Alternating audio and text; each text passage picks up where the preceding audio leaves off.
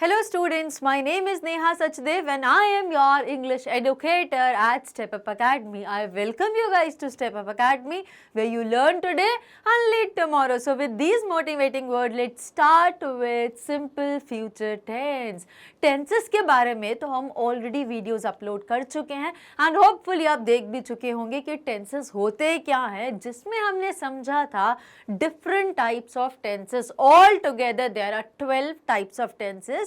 जिसमें हमने पढ़ा था प्रेजेंट के 4, पास्ट के 4 और फ्यूचर के 4. तो आज जो हमारी वीडियो वो हम स्टार्ट कर रहे हैं सिंपल फ्यूचर टेंस से.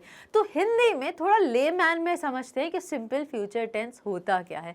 जो आपको बहुत अच्छे से यहाँ पे समझ में आ रहा है एक चीज़ कि I will go, I will not go, will you. तो हमें एक चीज़ समझ में, subject plus verb plus object. तो इसमें जो वर्ब होती है सब्जेक्ट प्लस वर्ब, वर्ब को जो सपोर्ट करती है ऑक्सिलरी वर्ब वो विल में होती है. बस इतनी सी बात है फ्यूचर टेंस की. तो फ्यूचर टेंस क्या बताता है, जिसको हिंदी में हम भविष्यकाल बोलते हैं, यह हमें बताता है आने वाले समय के बारे में कि जो समय आएगा जब हमें कोई हिंदी में ऐसा कोई सेंटेंस फ्रेम करना है कि कोई आने वाले समय में एक्शन होगा और उसको जब हम इंग्लिश में बोले तो हम यूज करते हैं सिंपल फ्यूचर टेंस का. So come students, let's try to understand with the meaning of simple future tense.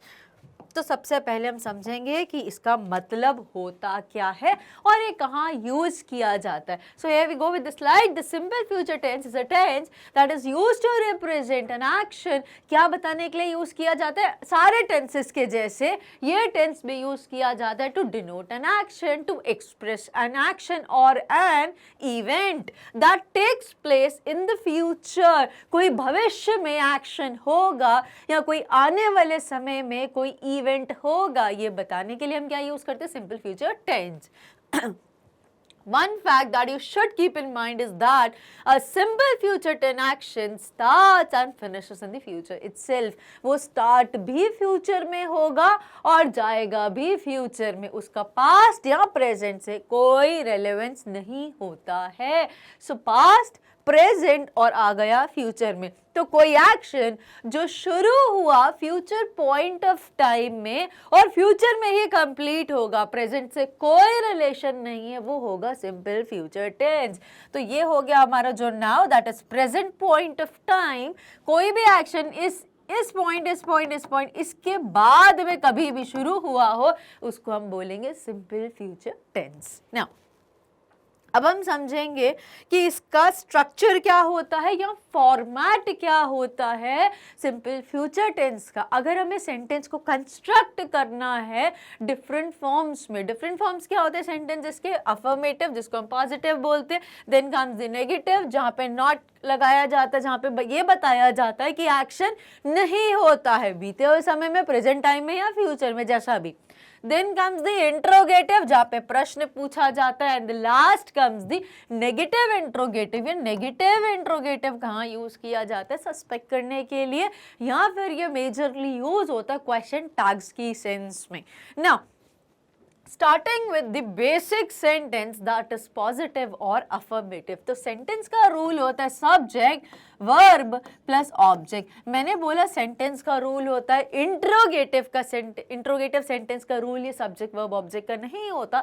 इसमें स्लाइटली सा चेंज कर दिया जाता है बिकॉज जो बेसिक सेंटेंसेस होते हैं वो कुछ बताते हैं, लेकिन ये जो इंट्रोगेटिव सेंटेंस होता है ये बताता नहीं है, ये पूछता है. क्या पूछता है? किसी एक्शन के बारे में कि एक्शन फ्यूचर में होगा या एक्शन फ्यूचर में नहीं होगा. एक्शन फ्यूचर में नहीं होगा तो here we go with the negative interrogative. और क्या एक्शन भविष्य में होगा तो दैट इज इंट्रोगेटिव. तो इसका रूल सिंपल सा रहता है subject plus verb plus object, just like जो हमने पॉजिटिव और नेगेटिव में पढ़ा था.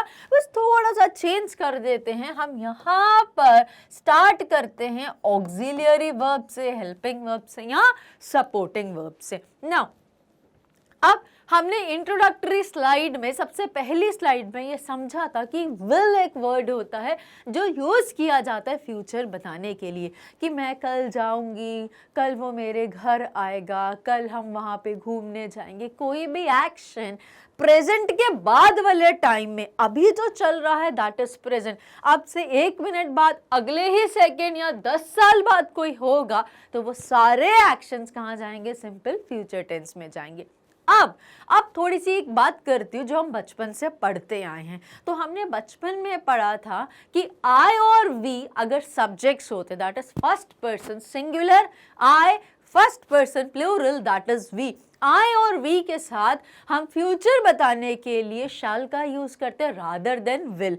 बट अभी मैं आपको ये बताने वाली हूं कि irrespective of the subject, irrespective का मतलब होता है सब्जेक्ट सिंगुलर हो या फिर सब्जेक्ट प्लूरल हो। तो I, you, we, they, he, she या किसी का नाम राधिका, या फिर यहाँ पे इट भी हो सकता है, it will happen tomorrow, it will rain tomorrow, कुछ भी ऐसा करके। तो कोई भी सब्जेक्ट हो इर्रेस्पेक्टिव ऑफ द फॉर्म, चाहे सिंगुलर में है या प्लूरल में, सभी के साथ हम कोर फ्यूचर बताने के लिए क्या यूज करते हैं? Will as a auxiliary verb use किया जाता है। जो हमने पहले पढ़ा था, जो ट्रेडिशनल इंग्लिश ग्रामर में हमने स्कूल डेज में पढ़ा था, वो ये बताता है कि आई और वी के साथ हम शैल का यूज करते हैं फ्यूचर बताने के लिए।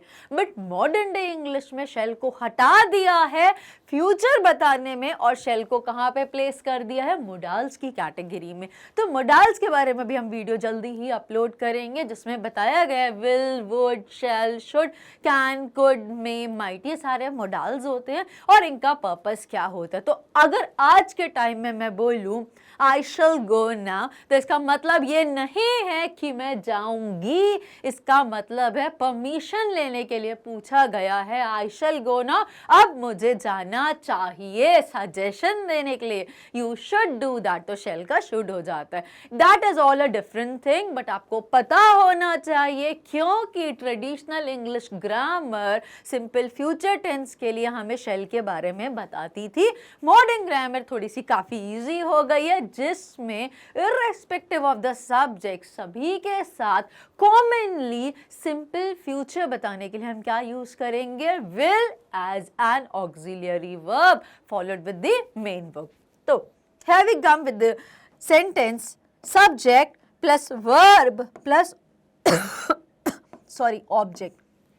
सब्जेक्ट और वर्ब जो होती है हमारी मेन वर्ब, वो ओरिजिनल या रूट फॉर्म में रहती है। ओरिजिनल या रूट फॉर्म में रहती है, उसको सपोर्ट कर रहा है हमारा ऑक्सिलरी सपोर्टिंग या हेल्पिंग वर्ब जो है विल। तो I will read, they will come, she will sing. Subject plus auxiliary verb जिसको सपोर्ट कर रहा है मेन वर्ब, तो स्ट्रक्चर क्या होगा? Subject plus verb plus object, subject plus auxiliary verb plus main verb जो कि ओरिजिनल या रूट फॉर्म में है, बिकॉज उसको सपोर्ट कर रही है ऑक्सिलरी वर्ब जो कि विल है हमारी। देन कम्स द ऑब्जेक्ट, तो the newspaper from tomorrow, so I will read the newspaper from tomorrow, जिसमें द न्यूज़पेपर फ्रॉम टुमारो हमारा ऑब्जेक्ट है और मेन वर्ब है रीड, सब्जेक्ट है आई और विल है हमारी auxiliary verb. I will read the newspaper from tomorrow. और अगर फ्रॉम टुमारो नहीं भी होता तो हमें ये तो बिल्कुल क्लियरली समझ में आ जाता हिंदी में कि I will read the newspaper, मैं न्यूज़पेपर पढ़ूंगी। स्पेसिफिक टाइम फ्यूचर का बताने के लिए हमने क्या यूज करा? फ्रॉम टुमारो, जो एक्सप्लिसिटली बता रहा है, जो बहुत ही प्रिसाइसली और क्लियरली बता रहा है कि मैं कब से पढ़ूंगी। तो एक्शन फ्यूचर में होगा कल से। I will read the newspaper from tomorrow. अब पढ़ते हैं नेगेटिव सेंटेंस। तो नेगेटिव में हमें सिर्फ क्या करना होता है? हमें नॉट लगाना होता है। नॉट कहां पर लगाया जाता है? Auxiliary verb, helping verb, supporting verb के इमीडिएट बाद, और उसको फ्लुएंसी में हम क्या करते हैं? कॉन्ट्रैक्टेड कर लेते हैं। तो यहाँ पे विल नॉट की जगह क्या करेंगे? वोंट। वोंट और वॉन्ट में कंफ्यूज मत होना। WANT वॉन्ट होता है आई वॉन्ट, मुझे चाहिए, नीड बताने के लिए, और WON अपॉस्ट्रोफी T बताता है विल नॉट का contracted form. So I will not do XYZ activity, तो I will not do, future point of time में कोई XYZ एक्शन नहीं होगा, ये बताने के लिए हमने क्या यूज करा, नेगेटिव सेंटेंस यूज करा बताने के लिए, future, simple future tense. Now I'll not read the newspaper from tomorrow, कल से मैं ये एक्शन नहीं करूंगी, कल ये एक्शन नहीं होगा, ये बताने के लिए, right. Now we go with the interrogative. अब इंट्रोगेटिव में क्या होगा, ये पूछेगा हमसे क्या ये एक्शन होगा, कल होगा, परसों होगा, XYZ कोई भी given point of time in the future क्या ये एक्शन होगा, ये पूछने के लिए इंट्रोगेटिव सेंटेंस यूज किया जाता है। तो इंट्रोगेटिव का फॉर्मेट क्या हो गया, ऑक्सिलियरी वर्ब पहले आ गई जो हमने पहले भी समझा था, then comes the subject, verb and object. So here we go, will I read the newspaper from tomorrow, क्या कल से मैं न्यूज़पेपर पढ़ूंगी, क्या कल से कोई एक्शन होगा या कल कोई एक्शन होगा, ये पूछने के लिए। Last comes the negative interrogative. अब ये एग्जैक्टली क्या करता है, ये कंफर्म करता है क्या आप कल से न्यूज़पेपर नहीं पढ़ोगे, क्या कल आप बाजार नहीं जाओगे, क्या कल आप मुझसे मिलने नहीं आओगे, तो क्या कुछ फ्यूचर टाइम में एक्शन नहीं होगा, ये पूछने के लिए नेगेटिव इंट्रोगेटिव का यूज किया जाता है, जो बेसिकली कन्फर्मेटरी क्वेश्चंस की कैटेगरी में आता है। दो तरीके होते हैं, या तो हम ऑक्सिलियरी वर्ब के साथ ही हम नॉट लगा दें, या फिर विल प्लस सब्जेक्ट और फिर हम नॉट का यूज करें, जो हम सारे टेंसेस में देखते आए हैं इंट्रोगेटिव नेगेटिव का जो फॉर्मेट होता है। यहाँ तो ऑक्सिलियरी वर्ब के साथ ही नॉट लगा दें, या फिर ऑक्सिलियरी वर्ब प्लस सब्जेक्ट और सब्जेक्ट के बाद में not, both are absolutely perfect. But आपको अब पता चल गया होगा कि फ्लुएंसी के लिए, फ्लुएंसी इंटरप्ट ना हो, इसीलिए हम कौन सा फॉर्मेट यूज करते हैं, ऑक्सिलियरी वर्ब के साथ ही नॉट, बिकॉज वो कॉन्ट्रैक्टेड हो जाता है और फ्लुएंटली आ जाता है बोलने में। So example is, will I not read the newspaper from tomorrow, और will I not, or won't I not read won't I read the newspaper tomorrow, क्या मैं कल न्यूज़पेपर नहीं पढ़ूंगी, क्या कल कोई फ्यूचर टाइम में कोई एक्शन नहीं होगा, ये पूछने के लिए क्या यूज करा हमने, negative interrogative. So I hope the structure and the different types of sentences that can be constructed in simple future tense are quite clear to you. Now we would go with the rules जो govern करते हैं हमारे simple future tense को, grammar को, English की grammar को certain rules होते हैं जो गवर्न करते हैं। तो सिंपल फ्यूचर टेंस के भी कुछ रूल्स होते हैं, जल्दी से इनको समझते हैं practically. Now if you are planning to use the simple future tense, here are few points that you have to keep it in me, you have to. तो हैव टू का मतलब क्या है, ये एक फ्रेजल वर्ब है जो करना ही पड़ता है, जब कोई काम हमें मजबूरी में करना पड़ता है, रूल है, there is no other option left, right. So the simple future tense form of the verb should always have two verbs, हमेशा दो वर्ब होनी चाहिए, एक ऑक्सिलियरी और दूसरी मेन ऑक्सिलियरी वर्ब। क्या बताती है, फ्यूचर बताती है, that is will irrespective of the subject, और मेन वर्ब होती है ओरिजिनल फॉर्म, रूट फॉर्म, या उसको हम बेस फॉर्म बोल सकते हैं। So an auxiliary verb will and the base form of the verb. Next आता है इंट्रोगेटिव की अगर हम बात करें, so interrogative sentence start with the helping verb will। जब हमें कुछ पूछना है तो हम कैसे पूछेंगे, will you come, will I go, will they behave, will she do. तो कोई भी सेंटेंस स्टार्ट करेंगे ऑक्सिलियरी वर्ब से, फिर वही फ्लो आएगा subject plus verb plus object का, so followed by the subject and the base form of the verb. तो विल के बाद क्या लगाएंगे, subject plus verb plus object. इसका मतलब हुआ क्या XYZ सब्जेक्ट कोई एक्शन भविष्य में करेगा, followed with question mark. Next comes the negative one. So the negative sentence can be identified by the usage of not. Negative बताने के लिए हम क्या यूज करेंगे, will के बाद ऑक्सिलियरी वर्ब के बाद not लगा देते, कॉन्ट्रैक्टेड में won't बना देते हैं। So subject plus auxiliary verb plus object, तो कैसा रीड करेगा, सब्जेक्ट कोई एक्शन भविष्य में नहीं करेगा, सो आई, या अब भी हो सकते हो you will not, और will not को कॉन्ट्रैक्टेड में हमने क्या करा, you won't miss any lecture of the Step Up Academy। तो आप Step Up Academy का कोई भी लेक्चर मिस नहीं करोगे, तो भविष्य में ऐसा कोई एक्शन नहीं होगा, ये बताने के लिए हमने क्या यूज करा था, negative. So this was the rule that govern the simple future tense. Now important point to be kept in mind is that remember that the helping verb will is what mainly indicates, क्या indicate करते हैं? Simple future tense, because will एक ऐसी auxiliary verb में तो हमने कुछ भी change नहीं करा, verb तो हमारी original थी जो हम कहाँ पर यूज करते थे? प्रेजेंट इंडेफिनाइट में भी या सिंपल प्रेजेंट में भी हम यूज करते थे। तो यहाँ पे जो सपोर्टिंग वर्ब है, जो ऑक्सिलियरी वर्ब है विल, वो हमें ट्रिगर कर रही है कि ये फ्यूचर का एक्शन है। So you should keep it in mind कि सबसे इंपॉर्टेंट पार्ट किसका है? विल का। Will is what mainly indicates to the reader or the listener that the tense used speaks about a future or an event that is going to happen in the future. तो हमें यहाँ पे हमें एक चीज बहुत clearly समझ में आई कि जो हमें ध्यान देना है that is will auxiliary verb के बारे में। अगर will सेंटेंस में लगा हुआ है तो हमें क्लियरली समझ में आ जाएगा कि सेंटेंस हमारे कौन सी सेंस में दिया गया? सिंपल फ्यूचर टेंस में, या हम इसको फ्यूचर इंडेफिनाइट टेंस भी बोल सकते हैं। Now let's come and understand with few usages of simple future tense. ये तो हमने समझ लिया कि सिंपल फ्यूचर टेंस होता क्या है, बट प्रैक्टिकली अगर मुझे हिंदी में कुछ ऐसा बोलना है या मुझे हिंदी में कोई ऐसी सिचुएशन बतानी है या ऐसा इवेंट के बारे में बताना है तो हम कैसे इस चीज को यूज करेंगे, कैसे हम सिंपल फ्यूचर टेंस का यूज करेंगे। So here we come with the first, to represent events or actions that are about to take place in the near future. For example, इसका बहुत अच्छा फ्रेज है जो हम यूज करते हैं, going to। going to क्या बताता है? ये नहीं बता रहा I am going to market। ये कौन सा सेंटेंस होगा? is MR कहाँ यूज करते हैं हम? प्रेजेंट कॉन्टिन्यूअस टेंस में या प्रेजेंट प्रोग्रेसिव में, राइट? कहाँ से पता चला? वर्ब है गो प्लस आईएनजी। बट यहाँ पर मैंने इसको सिंगल इन्वर्टेड कॉमा में लिखा है, तो सिंगल इन्वर्टेड कॉमा ये बता रहा है कि गोइंग टू एक फ्रेज है, मैं कहीं चल के नहीं जा रही हूँ, ये एक्शन नहीं है। I am going to teach, तो एक्शन क्या है? एक्शन क्या होने ही वाला है? That is teach. You are going to study, you are going to learn simple future tense in this video। तो आप कोई एक्शन करने ही वाले हो, कोई इमीडिएट टाइम में, कोई नियर फ्यूचर टाइम में एक्शन होने ही वाला है, तो वहां पर हम क्या फ्रेज यूज करते हैं? Going to. तो जो पहला यूज है वो ये बताने के लिए किया जाता है कि कोई एक्शन नियर टाइम में, दैट इज नियर फ्यूचर में होने ही वाला है, और उसको हम रिप्रेजेंट करते हैं using a phrase going to. Next use क्या होता है सिंपल फ्यूचर टेंस का? टू मेक गेसेस और प्रिडिक्शंस अबाउट समवन और समथिंग इन द फ्यूचर।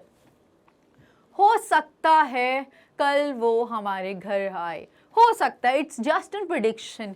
हो सकता कल बारिश होने की संभावना है, सही में नहीं है, राइट? मैं बस एग्जाम्पल दे रही हूँ, कल बारिश होने की संभावना है। सो इट इज प्रोबेबिलिटी, ये रियल स्टेटमेंट नहीं है। हो सकता है हो सकता है ना हो। About future, pertaining to some coming time of the future. तो हमें प्रेजेंट में नहीं पता कि कोई चीज फ्यूचर में होगी या नहीं होगी, तो जब हम गेस करते हैं, हम कुछ प्रिडिक्ट करते हैं, हम कुछ एज्यूम करते हैं, तो ये सारे स्टेटमेंट्स जो होते हैं वो कहाँ जाते हैं? सिंपल फ्यूचर टेंस में। Now we go with the third use, to state और express some factual statements about the future.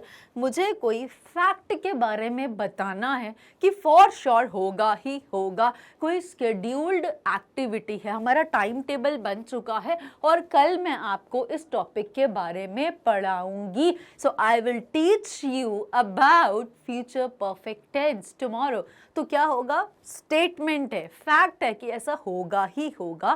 Plan चीजें बताने के लिए हम सिंपल फ्यूचर टेंस का यूज करते हैं। So here are few more uses जहाँ पे हम सिंपल फ्यूचर टेंस का यूज करते हैं। तो कहाँ पे? To ask questions about something और someone doing something in the future. क्या कल आप मेरे घर आओगे? क्या कल आप मुझसे पढ़ोगे? या फिर कल आप मुझसे मिलोगे? तो ये क्या कर रहे हैं? हम फ्यूचर के बारे में कुछ पूछ रहे हैं। That comes in simple future tense की कैटेगरी में। To think about future consequence या कंडीशन या पॉसिबिलिटीज। तो अगर आज हम ऐसा करेंगे तो इसका कॉन्सिक्वेंस क्या होगा? अगर आप कड़ी मेहनत करोगे, अगर आप ऐसा कुछ करते हो तो इसका जो इफेक्ट है, इसका जो कॉन्सिक्वेंस, इसका जो रिजल्ट है वो कहाँ पर आएगा, फ्यूचर में आएगा। आज आप अगर लेसन्स को अच्छे से पढ़ोगे तो आपको इसका रिजल्ट आज तो नहीं मिलेगा, रिजल्ट फ्यूचर में मिलेगा। तो कॉन्सिक्वेंस बताने के लिए, कोई कंडीशन बताने के लिए, कोई सिचुएशन फ्यूचर टाइम में क्रिएट होगी ये बताने के लिए, या फिर किसी चीज़ की संभावना बताने के लिए, पॉसिबिलिटी बताने के लिए हम क्या यूज़ करते हैं, सिंपल फ्यूचर टेंस का। And here comes the last practical use of simple future tense or future indefinite tense. So to give orders or make commands or an imperative sentence, हमने imperative sentence के बारे में पहले भी discuss किया था। imperative sentences क्या होते हैं, जो कमांड देते हैं, जो ऑर्डर देते हैं। तो कमांड और ऑर्डर तो बहुत ही प्रैक्टिकल है ना, मैं पास्ट या प्रेजेंट में कैसे दूंगी, it is like shut the door, तो ऐसा कर दीजिए, तो कोई एक्शन नियर, बिल्कुल इमीडिएट फ्यूचर में होगा या होना चाहिए, ये बताने के लिए भी हम सिंपल फ्यूचर टेंस का प्रैक्टिकली यूज करते हैं, बहुत ही commonly. Now we go with few examples. हमने जो भी अभी यूजेस पढ़े हैं इनको प्रैक्टिकली एग्जांपल्स के थ्रू समझते हैं कि कैसे कैसे यूज किए गए हैं। तो सबसे पहले फैक्चुअल स्टेटमेंट्स बताने के लिए फ्यूचर के बारे में, the house they are looking for will cost them a fortune, तो जो घर वो ढूंढ रहे हैं, दैट विल, तो ये कोई चीज वो कर रहे हैं जो ऐसा क्या होगा, which will cost them a fortune. तो फैक्ट है, ये फैक्ट है, इसमें कोई कॉन्ट्रास्ट नहीं कर सकते, ये स्टेट करा है किसी ने। तो स्टेटमेंट बताने के लिए which is related to future, future कैसे पता चलता, house they are looking for will cost them a fortune, तो जो घर वो ढूंढ रहे हैं that will cost them a fortune। Future का टेंस है, फ्यूचर का सेंटेंस और फ्यूचर टेंस का यूज किया है। एक और example, the country will see a change in the weather next month like it has never before, तो country will see a change, तो कंट्री चेंज देखेगी वेदर में जो उसने पहले ऐसा कभी भी नहीं देखा होगा।